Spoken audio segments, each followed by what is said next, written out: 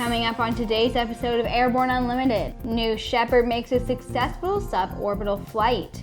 The FAA could clear the 737 MAX for flight this summer. And NORAD detects a general aviation airplane in DC restricted airspace.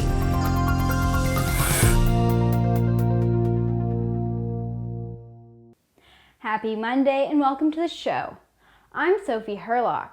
On May 2nd, Blue Origin, the space company owned by Jeff Bezos, conducted the 11th successful flight of the new Shepard suborbital booster.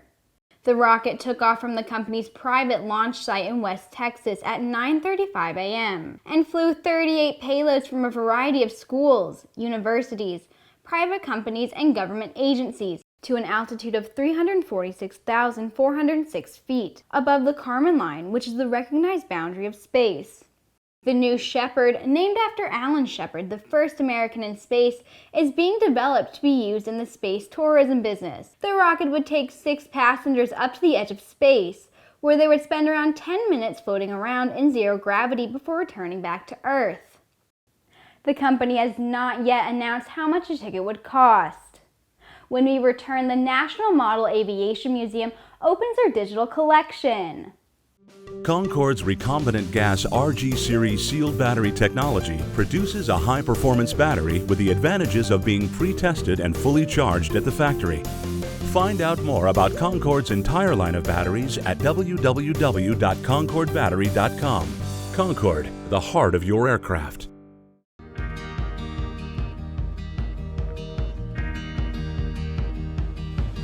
Today is a new dawn.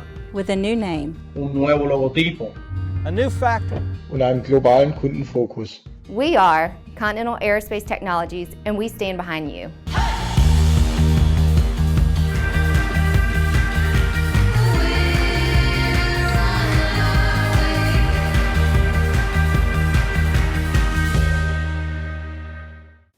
Now let's take a quick look at a few interesting stories coming out of the aviation industry. It's time for today's Around the Patch.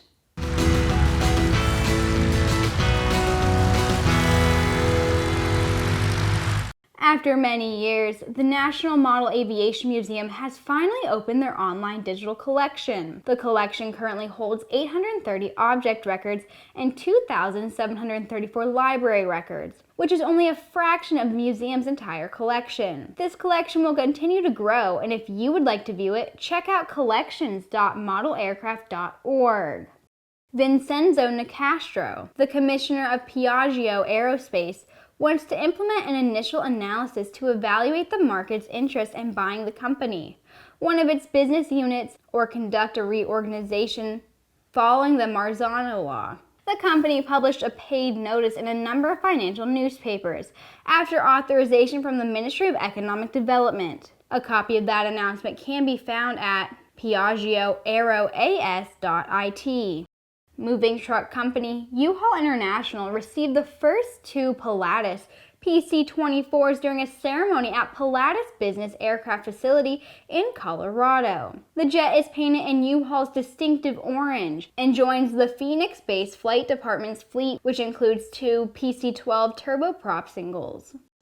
2 men were killed last week when they crashed the Belanca 1730A Viking they had taken from the Henderson County Airport in Kentucky.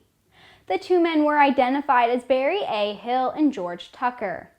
Neither man had a pilot's license, and police say they took the airplane without the owner's permission. We'll be right back with the rest of the news after these messages.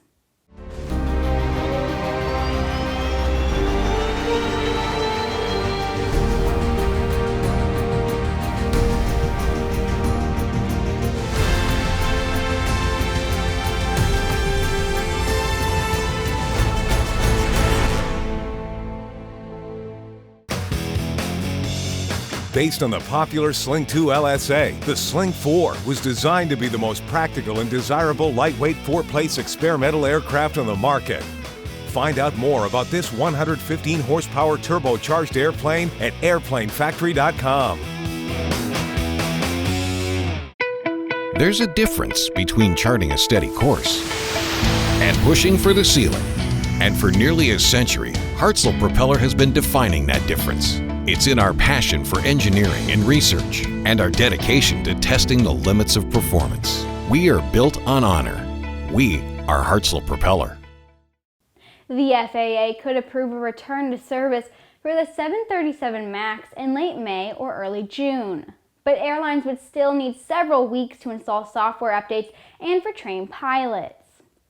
The FAA held a meeting Monday of its Joint Authorities Technical Review to evaluate aspects of the original certification of the 737 MAX automated flight control system. According to the FAA, all participants are committed to a single safety mission and will not rest where aviation safety record is concerned. The timeline would mean a faster return to service than what was originally predicted. Dennis Muhlenberg, Boeing's chairman and CEO, said the company has conducted 135 test flights on the 737 MAX with the new software installed, and the next flight could be a certification flight for the plane's MCAS. NORAD detected a general aviation plane flying in the National Capital Region airspace without proper clearance. The single-engine plane entered the Special Flight Rules area at around 9:30 p.m. and was not communicating with air traffic control.